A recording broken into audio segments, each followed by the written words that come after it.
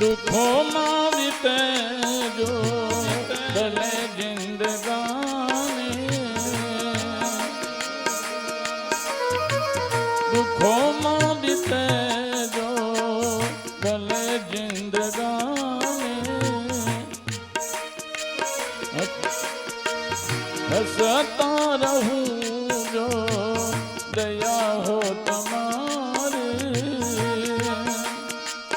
હસતા રહું જો દયા હોય તમારી, કસોટી કરો કસોટી કરો લાખો રહમ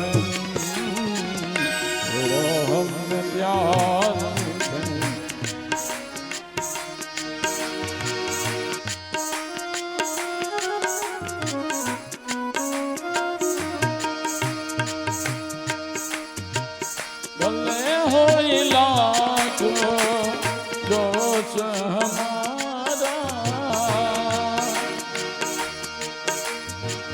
ભલે હોય લાખો દોષ હમારા,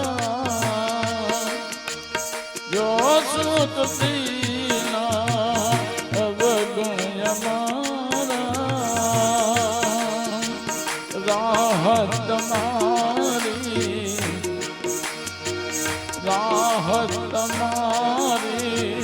કરશો ન કમ, હમને પ્યાર છે તમારું ભજન, થોડા હમને પ્યાર છે તમારું ભજન.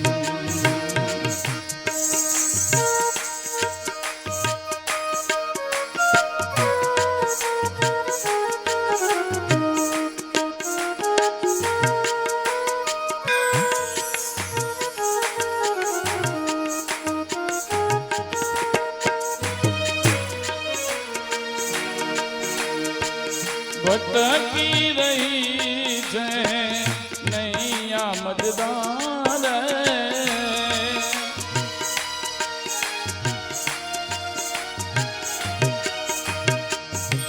ભટકી રહી છે નૈયા મજદાર, બનીને સુપાની લાવો કિનારે, બનીને સુપાની લાવો કિનારે, અંતે મળે જો તમારું શરણ, હમને પ્યારું છે તમારું ભજન, થોડા હમને પ્યારું છે તમારું ભજન. હંમેશા રતું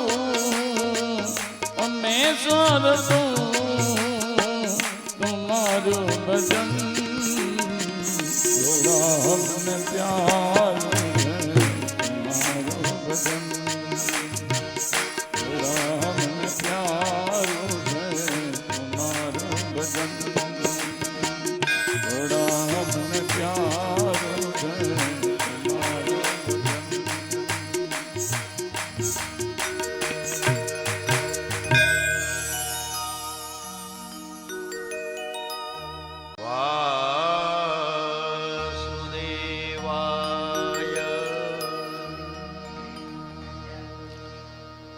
વંશે વિભૂષિત કરામ નવનીરદાભા,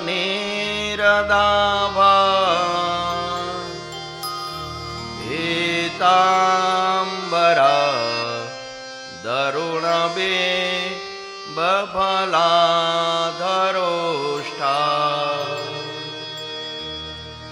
પૂર્ણેન્દુ સુંદર મુખા દરવેન્દનેત્રા,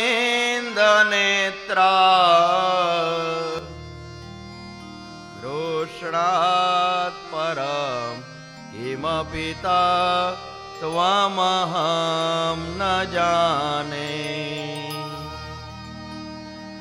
કૃષ્ણાત્વદીય પદપંકજ कज पंजरां ते अद्येव मे विशतु मा न सराजहंस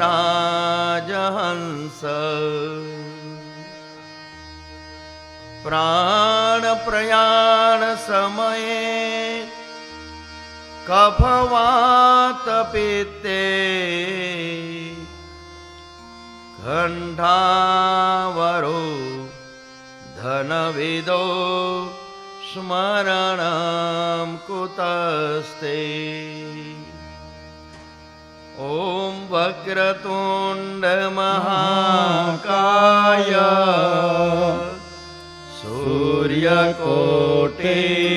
समप्रभ निर्विघ्नं कुरु मे देव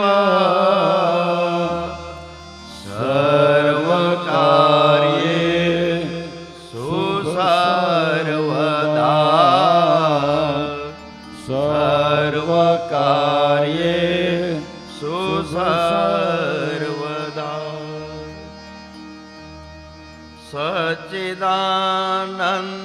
सच्चिदानन्दरूपाय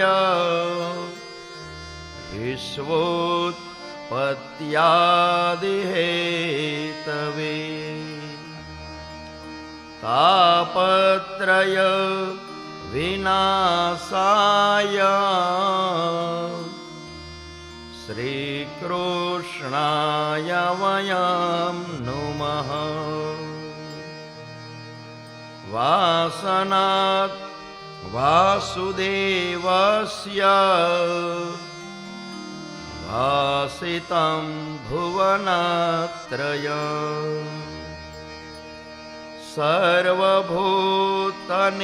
सर्वभूतनिवासोऽसि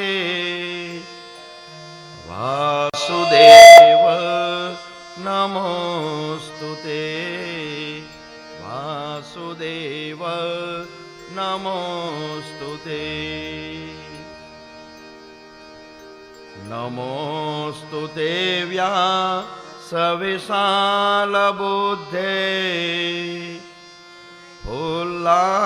फुल्लारविन्दा यतपत्रनेत्र येन त्वया भारततैलपूर्णा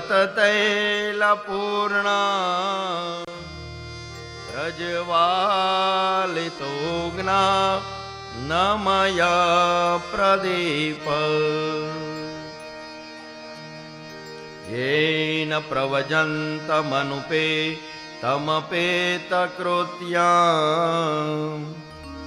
द्वैपायनो विरहकातर आजुहाव पुत्रेति तन्मयतया तरवो विनेन्दु तं सर्वभूतहृदयं मुनिमानतोऽस्मि गुरुर्ब्रह्मा गुरुर्विष्णु गुरुर्देवो महेश्वर गुरुर्साक्षात् परब्रह्मा तस्मै श्री गुरवे नमः तस्मै श्री गुरवे नमः कस्तूरी तिलकं ललाटपटले वक्षस्थले कौस्तुभं नासाग्रे वरमौक्तिकं करतले वेणुकरे कङ्कणं सर्वाङ्गे हरिचन्दनं सुललितं कंठे च मुक्तावली गोपास्त्रे परिवेष्टितो विजयते गोपालचूडामणि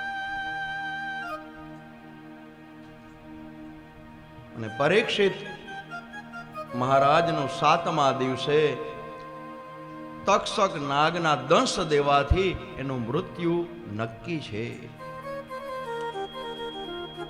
આપણું મૃત્યુ પણ નક્કી જ છે. 7 વારમાંથી 1 વાર જરૂર મૃત્યુ થશે.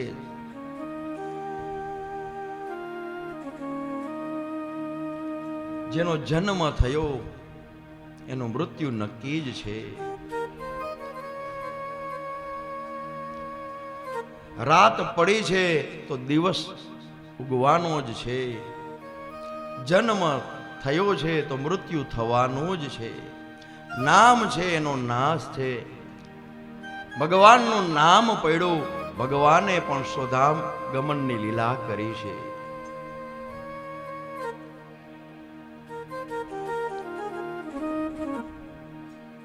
ભગવાન દ્વારકા નગર તરફ જવા માટે તૈયાર થયા છે. રથની અંદર બેસવા જાય છે.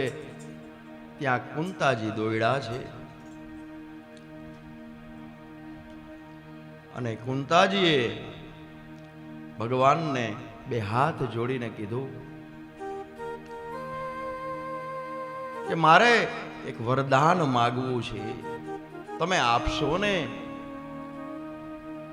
ત્યારે ભગવાને કીધું, કૃષ્ણએ કીધું કે ફૈબા, તમારે મને વંદન કરવાના ન હોય, મારે તમને વંદન કરવા પડે, કારણ કે તમે તો મારા ફૈબા છો. અને ત્યારે કુંતાજીએ કીધું કે હું તમને વંદન નથી કરતી, પણ તમને આદિ નારાયણ સ્વરૂપ છો એટલા માટે હું તમને નમસ્કાર કરું છું. અને ભક્ત તમારું પૂજા પાઠ કરે, જપ તપ કરે અને એને તમે પ્રસન્ન થાવ તો વરદાન આપો, તો મારે તમારી પાસે માગવું છે. અને કુંતાજીએ માગ્યું એ જગતમાં કોઈ ક્યારેય માગી શકે નહીં.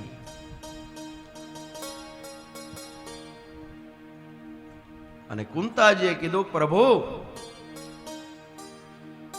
હું માગું છું કે અમારા ઉપર દુઃખના ડુંગરો છે ને એ તૂટી પડો.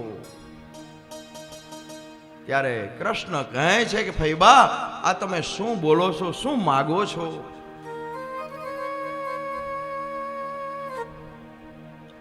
ત્યારે કુંતાજી કહે છે કે જ્યારે જ્યારે અમારી ઉપર આપત્તિ આવી છે, દુઃખ આવ્યું છે, ત્યારે ત્યારે હે કૃષ્ણ, તમે આવી અને અમારું દુઃખ દૂર કર્યું છે.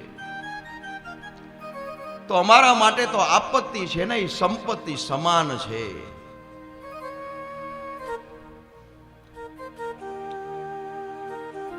અને દુઃખ આવે ને ત્યારે જ આપણે ભગવાનને યાદ કરીએ છીએ. સુખમાં ભગવાન યાદ આવતા નથી.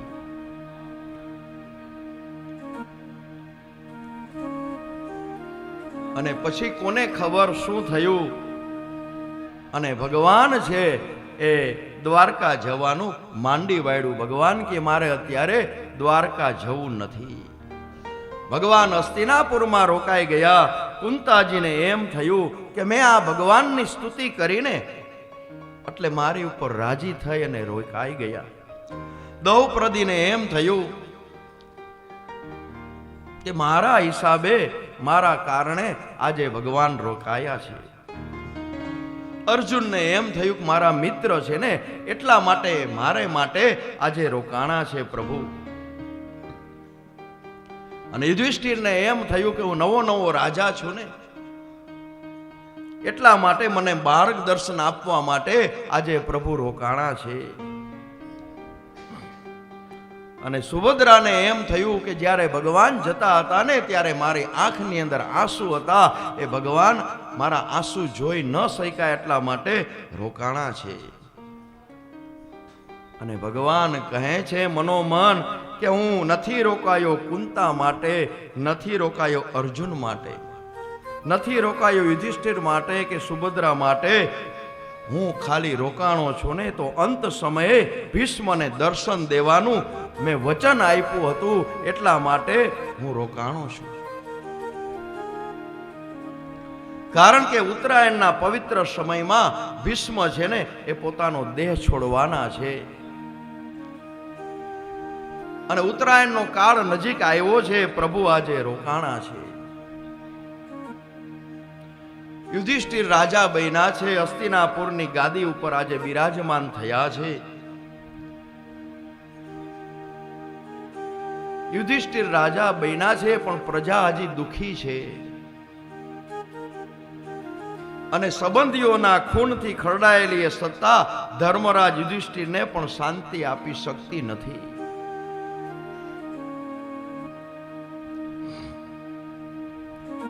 અને યુધિષ્ઠિર રાજા વિચાર કરે છે કે આ સત્તા મેળવવા માટે મેં અનેક માતાઓના પુત્રોને આંચકી લીધા છે, અનેક પત્નીઓના સૌભાગ્યના ચાંદલાને મેં ભૂસી નાખ્યો છે,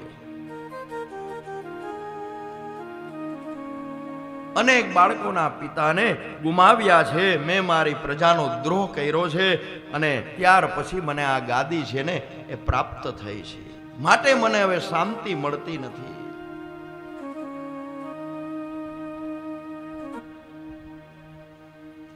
અને આ બાજુ ભીષ્મ દાદા ઈચ્છાવર્તી મૃત્યુના માલિક છે. જ્યારે ઈચ્છા કરે ને ત્યારે જ એનું મૃત્યુ થાય. અને સરસૈયા ઉપર આજે ભીષ્મ દાદા સૂતા છે. એના ઈચ્છા વિના મૃત્યુ આવવાનું નથી. બરોબર ઉત્તરાયણનો કાળ પવિત્ર સમયમાં શરીરનો ત્યાગ કરીશ એમ ભીષ્મએ મનોમન વિચાર કર્યો છે.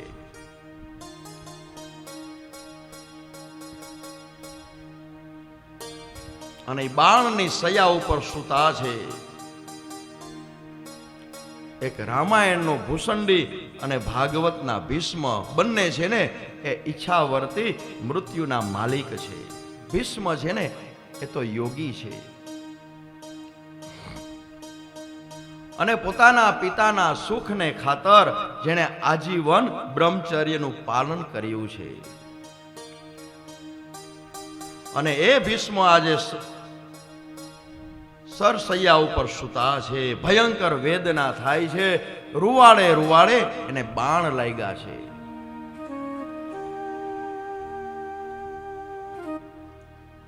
અને જેવા કર્મ કરેલા હોય ને ભાગવતજી બતાવે છે કે અંતકાળે આ મૃત્યુની વેદના એને એટલી ભોગવવી પડે છે.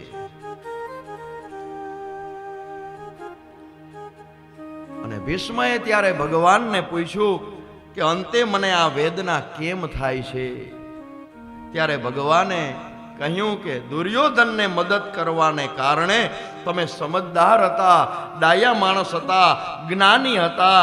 કોને મદદ કરાય, કોને મદદ ન કરાય, કોને સહયોગ અપાય, કોને ન અપાય, એનો વિચાર તો થોડોક કરવો તો. અને કૌરવ પક્ષે રહી અને તમે સામે લડ્યા.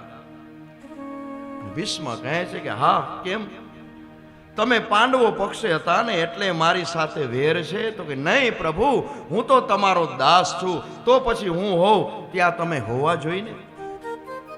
ત્યારે ભીષ્મ કહે છે કે નહીં પ્રભુ, આપણે સામ સામે કેમ? તમે હો ત્યાં હું હોઉં ને તો તમારું દર્શન થાય નહીં, એટલા માટે હું સામે પક્ષે રહી અને હું યુદ્ધ કરતો હતો. ત્યારે ભગવાને કીધું કે આટલો ડોસો બહુ પાકવો છે, એકેય રીતે પહોંચવા દેતો નથી. અને અર્જુને ભીષ્મને રૂવાડે રૂવાડે બાણ માર્યા છે.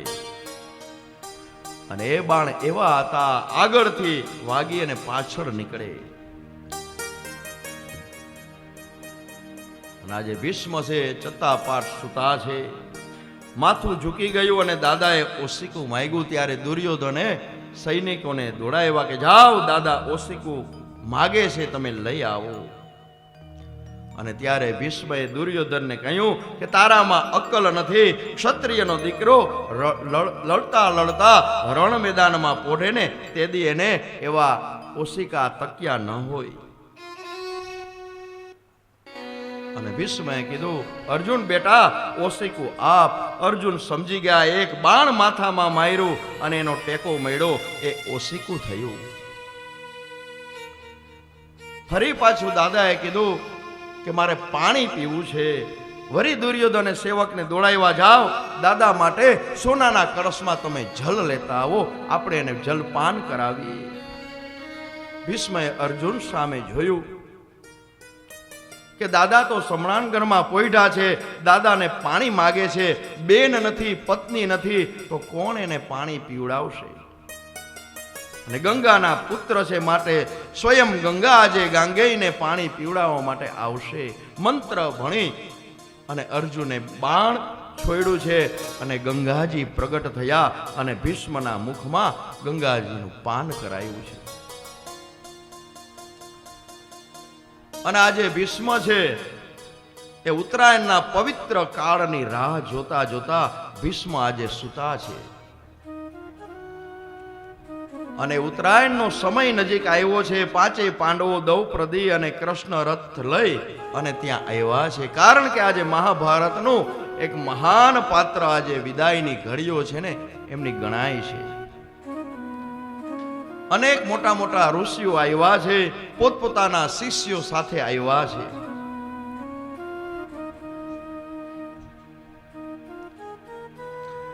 અને આવેલા દરેક ઋષિઓનું ભીષ્મ પિતામહ વાણીથી સ્વાગત કરે છે.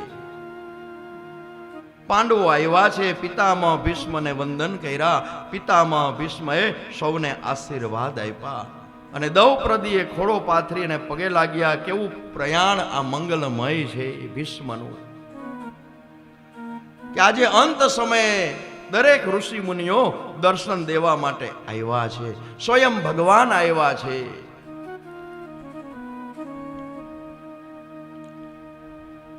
અને આપણી પાસે કોણ આવે? તો આપણે સગાવાલા ઊભા હોય, મામા માસી કાકા કાકી, અને બહુ સારું હોય તો બે ચાર ડોક્ટરને આપણે ઊભા રાખીએ. પણ આજે આ ભીષ્મની સામે સ્વયં દ્વારકાનાથ ઊભા છે, દર્શન દેવા માટે ઊભા છે. અને એ જોઈ અને ભીષ્મને આંખની અંદર આજે આંસુ આવ્યા છે કે વાહ પ્રભુ વાહ, કેવા તમે દયાળુ છો, કે આજે મારી ઉપર એટલી બધી કૃપા તમે કરી કે આજે તમે મને દર્શન દેવા માટે આવ્યા છો.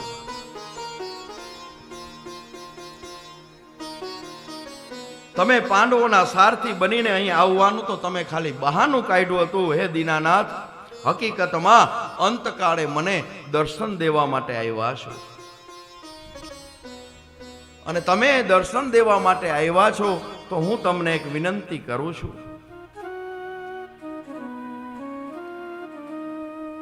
કે આવ્યા છો ને તો ભગવાન હવે તમે પ્રતીક્ષા કરજો, રાહ જોજો. જ્યાં સુધી મારા પ્રાણ છે આ શરીરને છોડીને ન જાય ત્યાં સુધી તમે આ સ્થાન છોડીને ક્યાંય જશો નહીં. અને તમે મારી સામે જ ઊભા રહેજો, જેથી અંત સમય મારો નજીક આવે ને ત્યારે તમારા દર્શન થાય.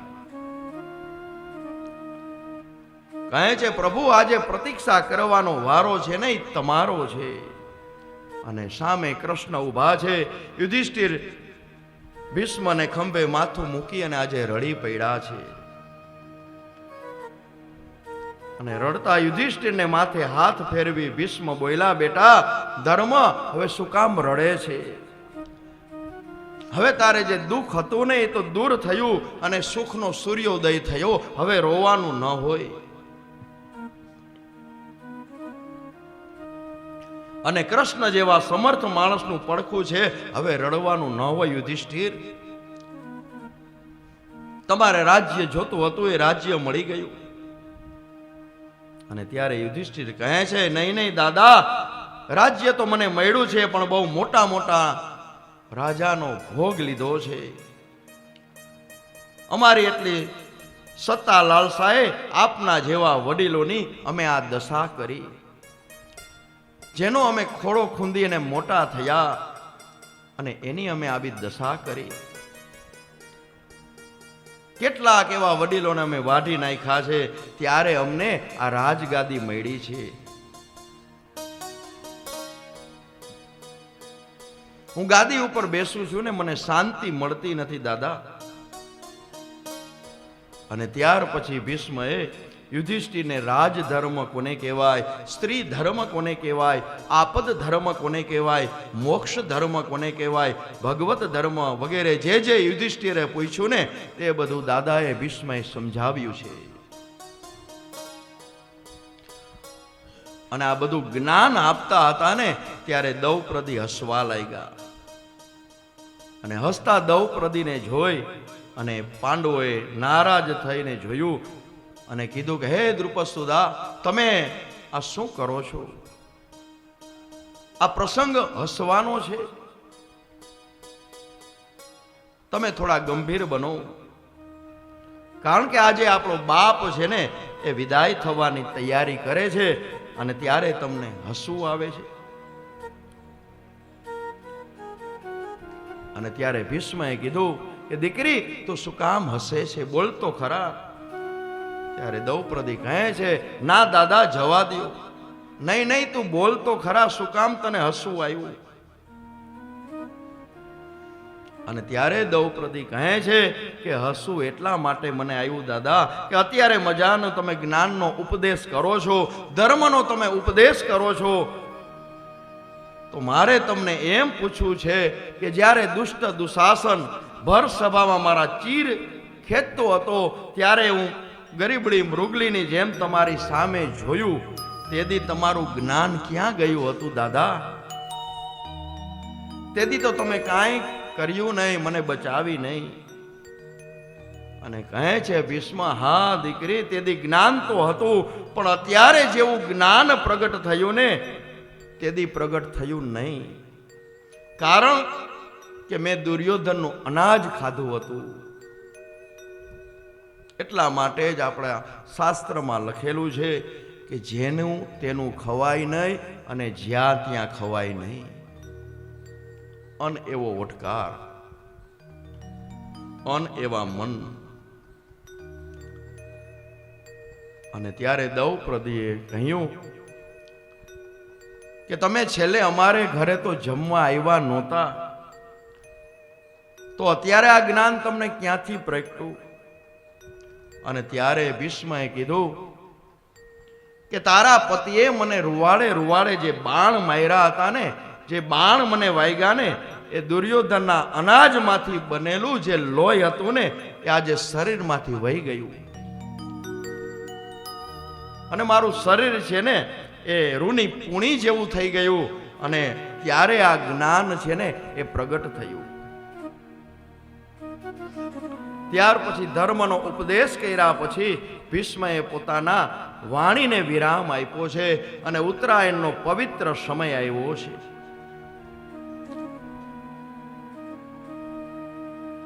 અને શાસ્ત્રમાં પણ લખેલું છે કે ઉત્તરાયણમાં જો પ્રાણ જાય ને, આ દેહને છોડે ને, તો એને પાછું આવવું પડતું નથી. એને જન્મ અને મૃત્યુના ચક્કરમાંથી મુક્તિ મળે છે.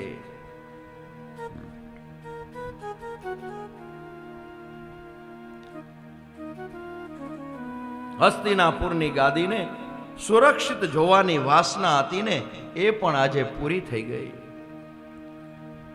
હવે ભીષ્મ કહે છે હવે આત્માનું આકાશ છે એ સ્વચ્છ બન્યું છે. ઉત્તરાયણની ભૂમિકામાં યોગી ભીષ્મએ આજે પ્રવેશ કર્યો છે. કારણ કે આજે ભીષ્મ છે ને એ પોતાનું શરીર છોડવાની તૈયારી કરી છે, પોતાની વાણીને ખેંચી લીધી અને ભગવાનનું સ્મરણ કરે છે. અને અંત સમયે છેલ્લે ભીષ્મએ ભગવાનની સ્તુતિ કરી. ભીષ્મ ઉવાચ ઇતિ મતિ રૂપકલ્પિતા વિતૃષ્ણા ભગવતી સાત્વગ પુંગવે વિભૂમ્ની સ્વસુખમુપગતે ક્વચિત વિહર્તો પ્રકૃતિમુપેયુષિ યદ્ભવ પ્રવાહ. હે કૃષ્ણ, એક કુંવારી કન્યાનો મૃત શૈયા ઉપર સૂતેલો હું પિતા છું. અને મરતી વખતે મને એ મારી કુંવારી દીકરીની હવે ચિંતા થાય છે કે હજી મેં એને પરણાવી નથી, એના હાથ મેં પીડા કર્યા નથી. અને આ સાંભળી બધાને આશ્ચર્ય થયું કે ભીષ્મને વળી કુંવારી કન્યા ક્યાંથી હોય. પિતાના સુખને માટે જેણે આજીવન બ્રહ્મચર્યનું પાલન કર્યું એ ભીષ્મ કહે છે એ કુંવારી કન્યાનો હું મરણાસન પિતા છું. એટલે કુંવારી કન્યા એટલે કે આપણી બુદ્ધિ, કે મારી બુદ્ધિ છે ને એ ભગવાનમાં લાગે.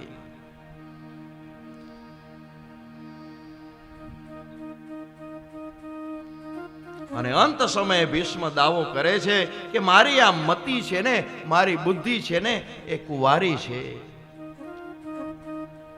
મારી મતિરૂપી કુંવારી કન્યાને જતા પહેલા હું આપની સાથે પરણાવવાની ઈચ્છા રાખું છું. ત્યારે ભગવાન કહે છે કે તમારી દીકરીને તમે પૂછ્યું છે કે તમને તો હું ગમું છું, પણ તમારી દીકરીને પસંદગીનો વિચાર તો કરવો જોઈએ ને.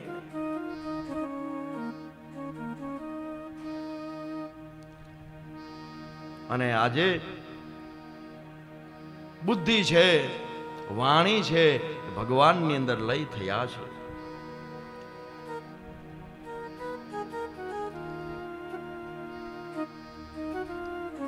અને ભીષ્મ કહે છે કે મારી પ્રતિજ્ઞાને સત્ય કરવા માટે હે દામોદર તમે તમારી પ્રતિજ્ઞા એક સમયે તોડી હતી.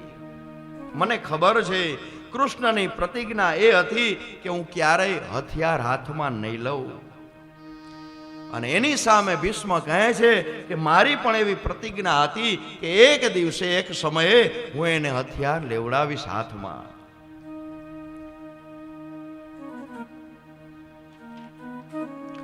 અને એક સમયે એવું બન્યું કે કૌરવ પક્ષે વિનાશ વધારે થયો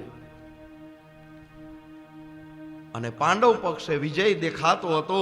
અને એવામાં દુર્યોધને સભા બોલાવી બધાને ભેગા કર્યા. એની ભીષ્મને પણ બોલાવ્યા છે.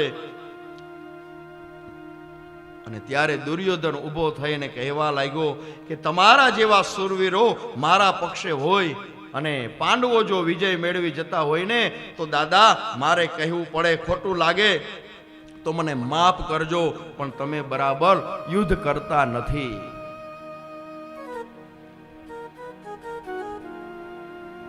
નહીં તો આમ કેમ થાય? તમે મન દઈને લડતા નથી, તમે અનાજ ખાવ છો મારું અને ભલું ઈચ્છો છો પાંડવોનું, અને એની માથે હાથ ઉપાડતા તમારો જીવ કેમ ચાલતો નથી? અને ત્યારે ભીષ્મ માળા ફેરવતા ફેરવતા બેરખો છે ને એમનેમ રહી ગયો. કહે છે હે દુર્યોધન, આક્ષેપ કરતા થોડો વિચાર કર. તારું અનાજ ખાધું છે એટલા માટે મારાથી નમક હરામી ન થાય, ને જો એવું કરવું હોય ને તો તારા પક્ષે રહી અને હું લડત નહીં. હું પાંડવો પક્ષ જાત, પણ મારે એવું કરવું નથી. પણ આજ હું તને કહું છું કે રાતના સમયે જ્યારે હું સંધ્યા વંદન કરું ને અને સંધ્યામાંથી ઊભો થાવ એટલે તારી પત્ની ભાનુમતીને મોકલજે અને હું એને અખંડ સૌભાગ્યવતીનું વરદાન આપીશ, આશીર્વાદ આપીશ. જા પછી તારો વાળ પણ વાંકો નહીં થાય.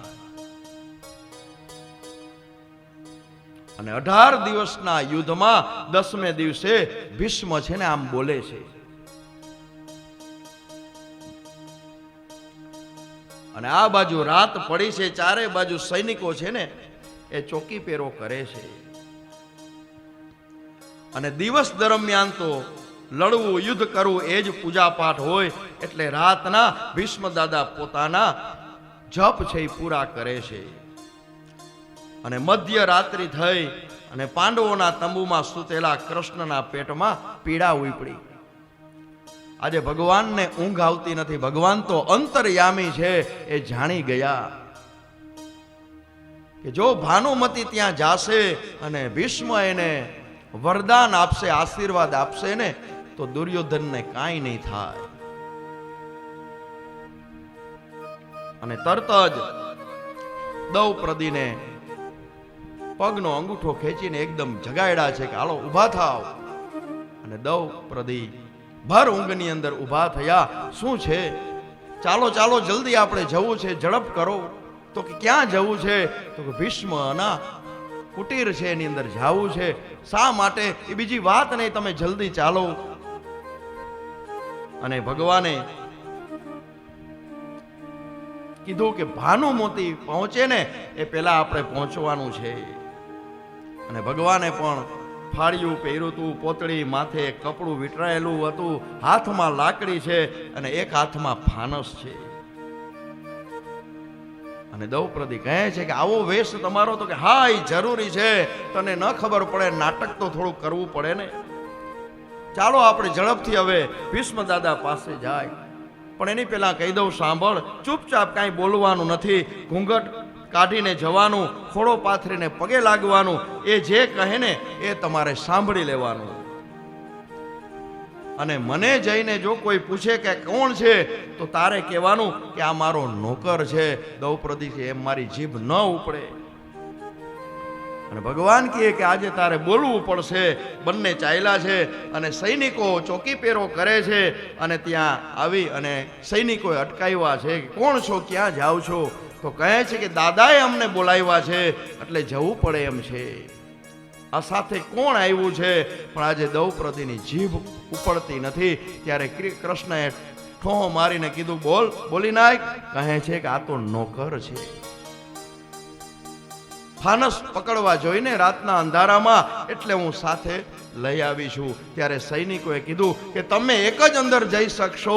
આ તમારી ભેગો નોકર આવ્યો છે ને એ અંદર જઈ નહીં શકે. અને પેલાના સમયમાં એવું હતું, કોઈ પણ સ્ત્રી હોય, કોઈ પણ બ્રાહ્મણ હોય, એ રાજમહેલની અંદર રજા વગર અંદર જઈ શકતા.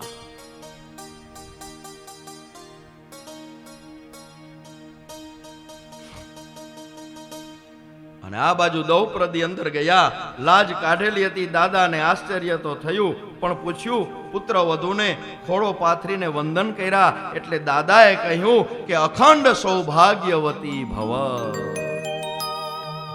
અને દાદાને એમ જ થયું કે આ ભાનુમતી છે.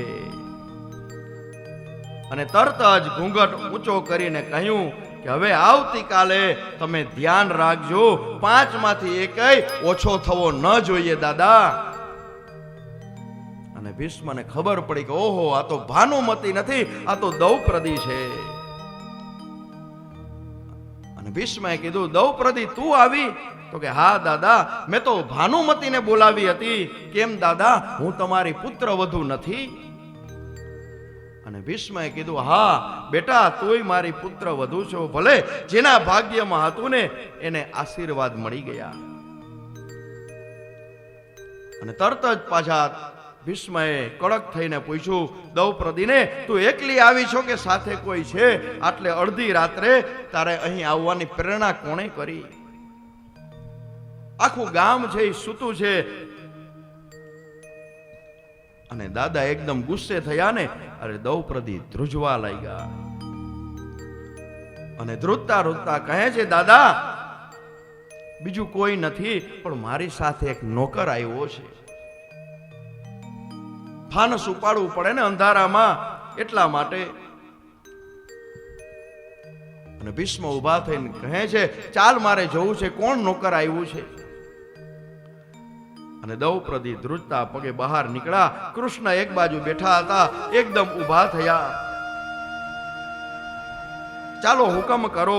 એટલે એના જ હાથમાંથી ફાનસ લઈ આમ ઊંચું કરીને જોયું અને મોઢું જોઈ માથેથી ફાળિયું હટાવ્યું. અને પછી દ્રૌપદીને કહ્યું કે તારા નોકરને મેં ક્યાંક જોયો છે.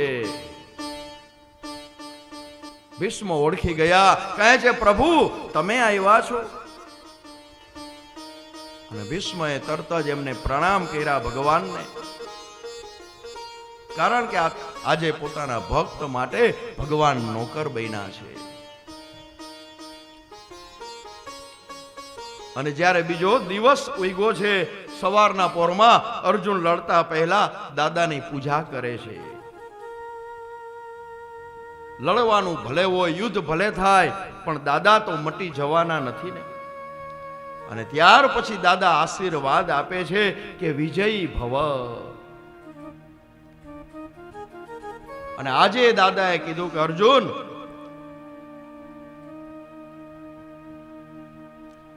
આજે તારે સમણાંગણમાં ખડગતી શસ્ત્રથી એકબીજાની પૂજા કરવાની છે.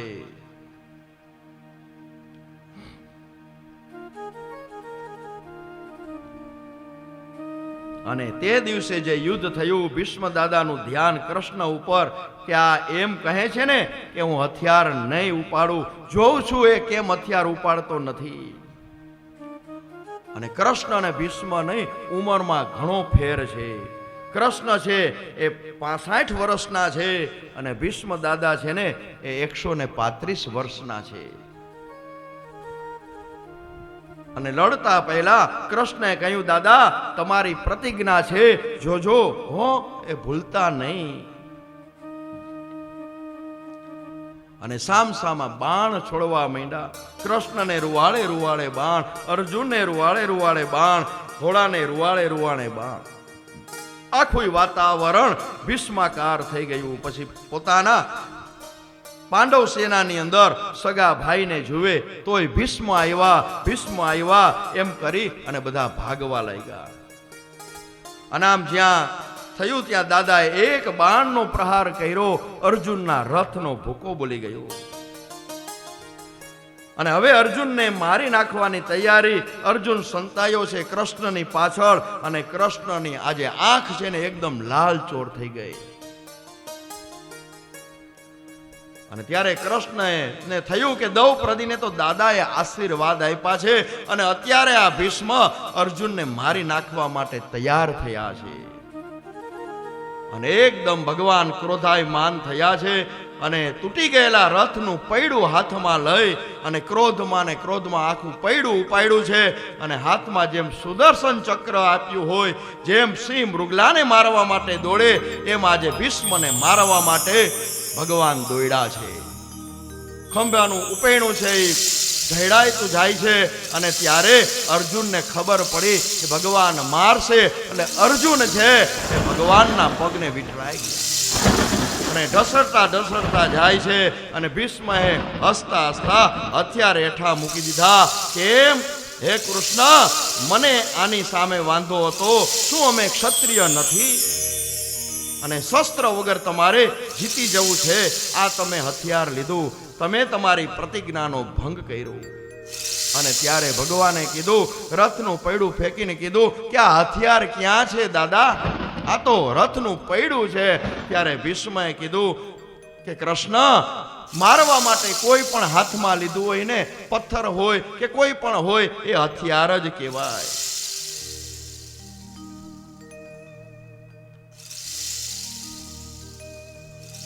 અને કહે છે કનૈયા, તું ગમે એટલી દલીલ કર, આ સેનામાં બધાએ જોયું છે કે તે શસ્ત્ર ઉપાડ્યું છે.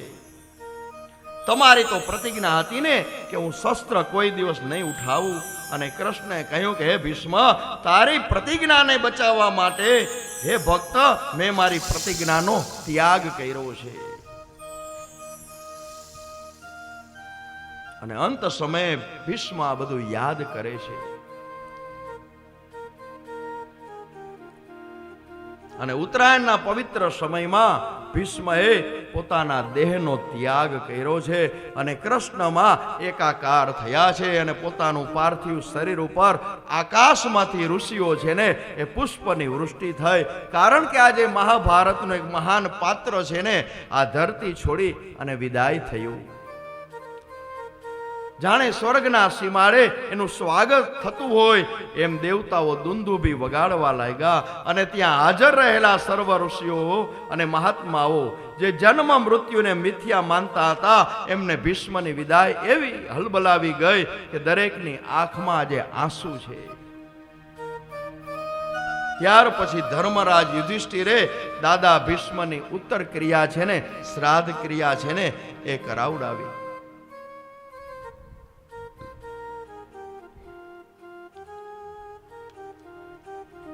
અને ભગવાનનું સ્મરણ કરે છે પાંડવ.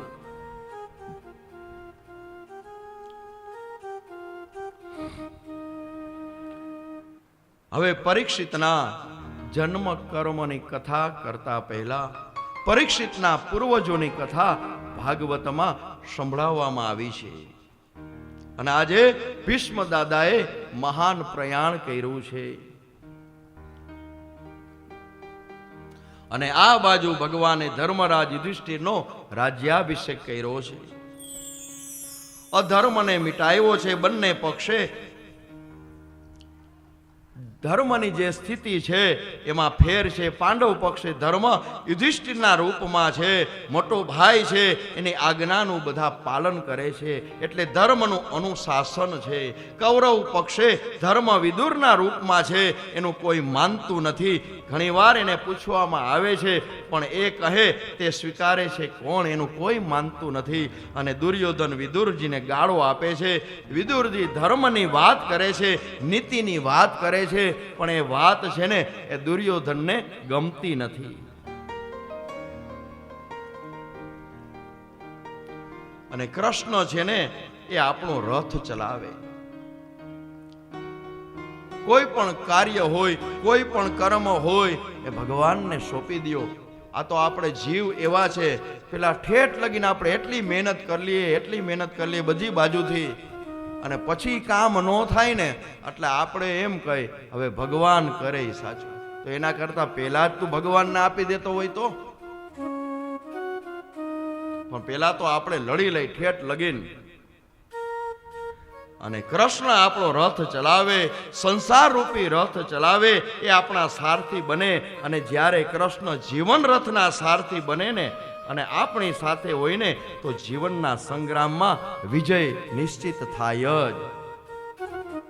ભગવાનને સારથી બનાવજો. પ્રભુ તમે છો મારા જીવન રથના સારથી.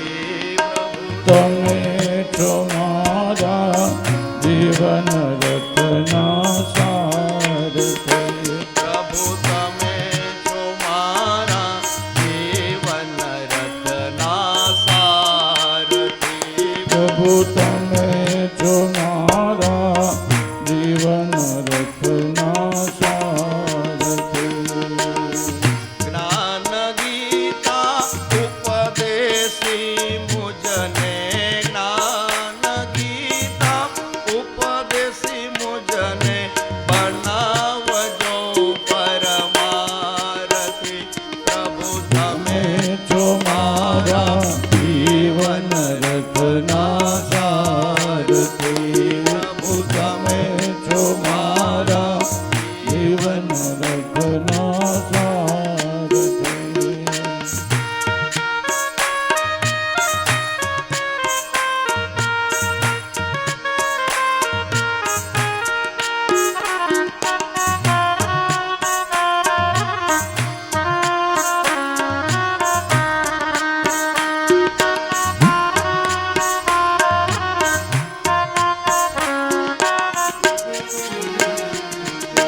મારું તારું મનથી મોકો, મારું તારું મનથી મૂકું. ભક્તિ કેરો પંથ ના ચૂકો.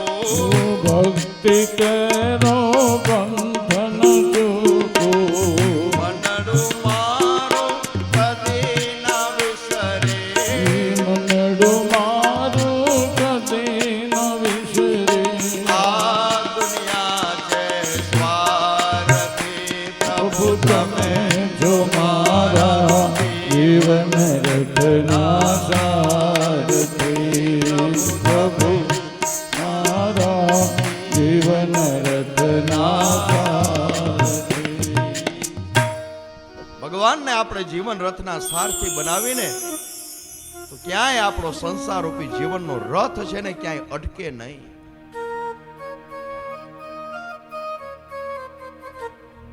અને આ બાજુ ધર્મરાજ યુધિષ્ઠિરને ગાદી ઉપર બેસાડી અને ભગવાન છે એ પાંડવોની રજા લઈ અને દ્વારકાની અંદર પધાર્યા છે.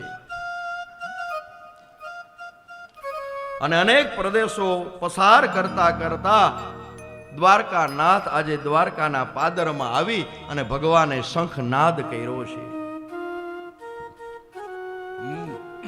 અને ભગવાનના શંખનાદને સાંભળતા જ કૃષ્ણ પત્નીઓ, સંબંધીઓ, પરિવારના સભ્યો છે ને એ દ્વારકા વાસીઓ સૌ કૃષ્ણના આગમનથી આનંદિત થયા છે.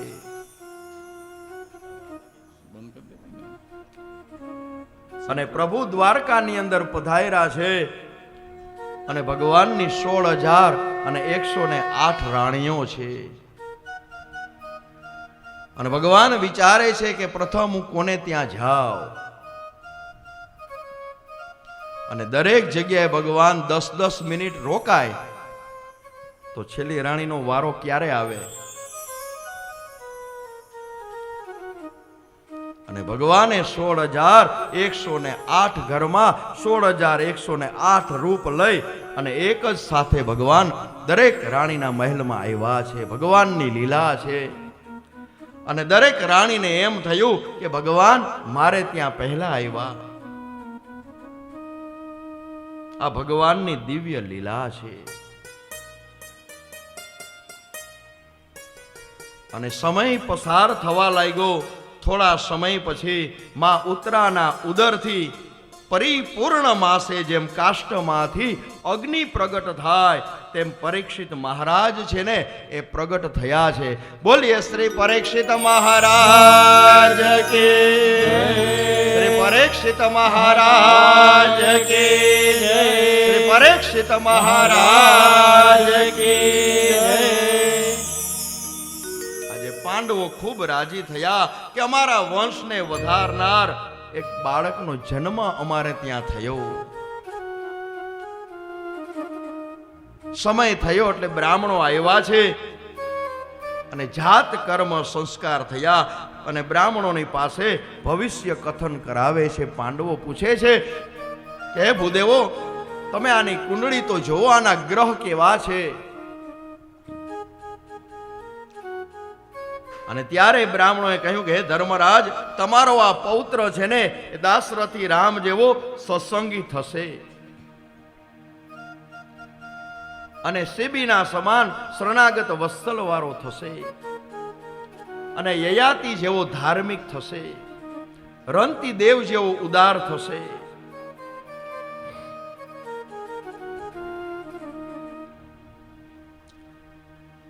અને આ મહાન એવો બાણાવાળી થશે અને આ તમારા વંશને ઉજારનાર થશે અને ભગવાનનો પરમ ભક્ત થશે. અનેક રાજસૂય અશ્વમેધ યજ્ઞ દ્વારા પરમાત્માનું યજન કરશે અને એના હાથની જે રેખા છે ને એની અંદર ચક્રવર્તીના ચિહ્નો છે. પછી કહે છે પરંતુ આની કુંડળીનું 8મું સ્થાન છે ને એ દૂષિત છે. મૃત્યુ સ્થાન જોતા એમ લાગે છે કે બ્રાહ્મણના શ્રાપથી, તક્ષક નાગના દંશથી એનું મૃત્યુ થશે. અને આ બાળકના જન્મ સમયે એની મૃત્યુની ચર્ચા થાય છે. પાંડવો ચિંતિત થયા છે, દુઃખી થયા છે કે એનું મૃત્યુ થશે એનાથી નહીં, પણ જે જન્મે એનું મૃત્યુ તો પાંડવો કે નક્કી છે, પણ જે રીતે એનું મૃત્યુ થશે ને એનાથી પાંડવોને ચિંતા થઈ કે બ્રાહ્મણના શ્રાપથી મારો દીકરોનું મૃત્યુ થશે અને કોઈ દિવસ બ્રાહ્મણ છે ને એમનેમ શ્રાપ આપે નહીં, તો એવો શું અપરાધ કરશે કે મારા આ પુત્રનું મૃત્યુ થશે. કારણ કે અમે તો ક્ષત્રિયના દીકરા છે, ગૌ બ્રાહ્મણ પ્રતિપાલક કહેવાય, એને બદલે શું અમારો બાળક બ્રાહ્મણનો અપરાધ કરશે. અને ત્યારે બ્રાહ્મણોએ કહ્યું ધર્મરાજ તમે ચિંતા ન કરો, આના ઉપર તો ભગવાનની કૃપા છે. કારણ કે આ તો ભગવાનનો ભગવત ભક્ત છે અને બ્રાહ્મણનો શ્રાપ પણ તમારા પૌત્ર માટે વરદાન રૂપ સાબિત થશે. અને શ્રાપ થશે ને એટલે બ્રહ્મનિષ્ઠ સદગુરુને શરણે જઈ અને શ્રીમદ ભાગવતની કથાનું શ્રવણ કરી અને મુક્તિને પામશે. અને વિષ્ણુ ભગવાને તમારી ઉપર કૃપા કરી અને આ બાળક તમને આપ્યો છે એટલે એનું એક એવું નામ છે, પાડશો આપણે વિષ્ણુ રાત. અને એ બાળક માના ગર્ભમાં હતો ત્યારે એને ભગવાનનું નાનકડું રૂપ જોયું અને જે હાથમાં ગદા લઈ અને ચારે બાજુ ફરતું હતું. પછી એ સ્વરૂપ અંતર ધ્યાન થયું. ત્યારે એ બાળક જ્યારે જન્મ્યો ને ત્યારે પોતાની આજુબાજુમાં જે લોકો ઊભા હતા ને એના ચહેરા જોઈ અને એ પરીક્ષા કરવા લાગ્યો કે માના ગર્ભમાં મેં જે ભગવાનને જોયા હતા ને આ તો એ છે નહીં. એટલે એનું નામ પડ્યું પરીક્ષિત. કારણ કે બીજા અર્થમાં જન્મતાની સાથે જ માના ગર્ભમાં જે પ્રભુએ એની રક્ષા કરીને એની ભક્તિ માટેના, પ્રભુ પ્રાપ્તિ માટેના પ્રયાસ એને શરૂ કરી દીધા હતા માના ગર્ભમાં હતા ત્યારથી જ. અને દરેક જીવનું રક્ષણ છે ને માના ગર્ભની અંદર પરમાત્મા કરે જ છે.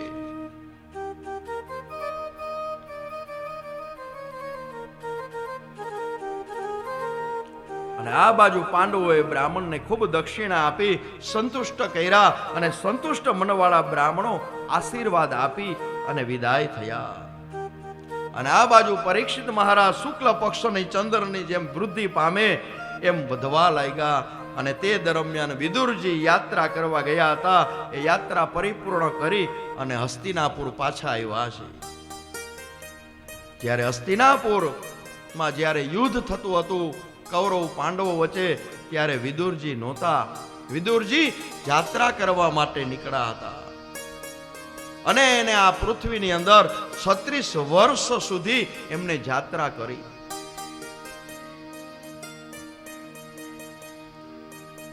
અને વિદુરજી નહોતા, દાઉજી પણ નહોતા, એ પણ યાત્રા કરવા માટે નીકળ્યા હતા.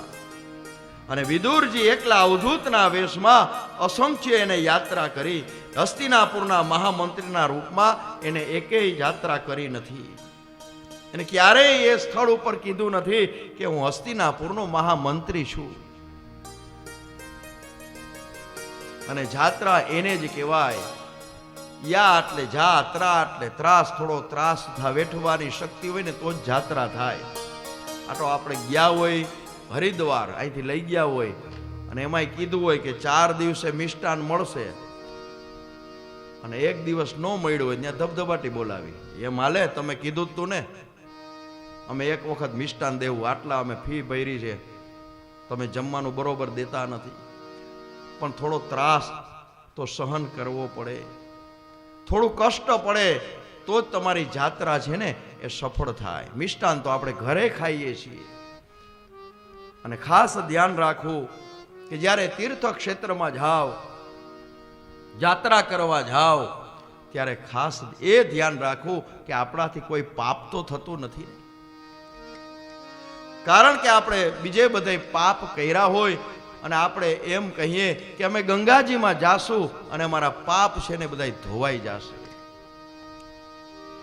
પણ શાસ્ત્રમાં લખ્યું છે કે અન્ય ક્ષેત્રે કૃતમ પાપમ તીર્થ ક્ષેત્રે વિનશ્યતિ, તીર્થ ક્ષેત્રે કૃતમ પાપમ વજ્રલેપો ભવિષ્યતિ. કે તીર્થની અંદર તમે પાપ અને પુણ્ય જે કાંઈ કરશો ને એ વજ્રલેપ બનશે, ક્યાંય જાશે નહીં. એટલે થોડું સહન કરવું આપણે જાત્રા કરવા જાય ને. કારણ કે આપણે ત્યાં જાય છે શું કામ? એને તપ કરવા માટે, જપ કરવા માટે, ભગવાનનું નામ લેવા માટે. એટલે થોડું કષ્ટ પડે અને ભગવાન પરીક્ષા કરે જાત્રા કરવા જાવ ને. એટલે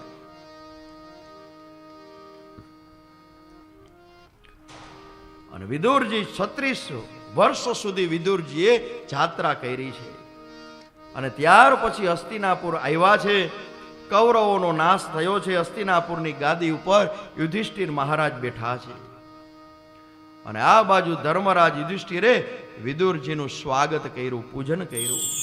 અને તીર્થયાત્રાનું ઘણું મહત્વ હોય. આપણે પણ આપણા સ્નેહીઓ જાત્રા કરવા જાય ને એટલે આપણે વાતે ગાતે ફૂલડે વધાવી અને એને મૂકવા જાય.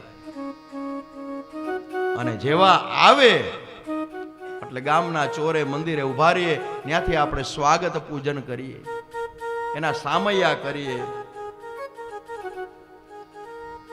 શેડી વડાવી સજ કરો ઘેર આવો ને, શેડી વડાવી સજ કરો રે ઘેર આવો ને.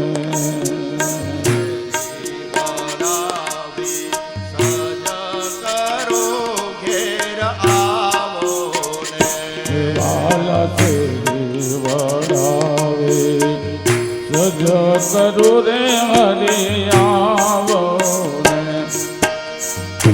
મારી શેરીએ પધરાવ ફૂલા વાલમ ઘેર આવો ને એ મારી શેરીએ પોથરાવ ફૂલ હરી રે ઘેર આવો ને તારા દેશું અમે ઓરડાને કાંઈ દેશું મેળી ના મોલ રે હરી ઘેર આવો ને ઉતારા દેશું ઓરડા રે હરી આવો ને એ તમને દેશું મેળી ના મોલ હરી રે ઘેર આવો ને શ્રી વડાવે જજ કરું રે હરી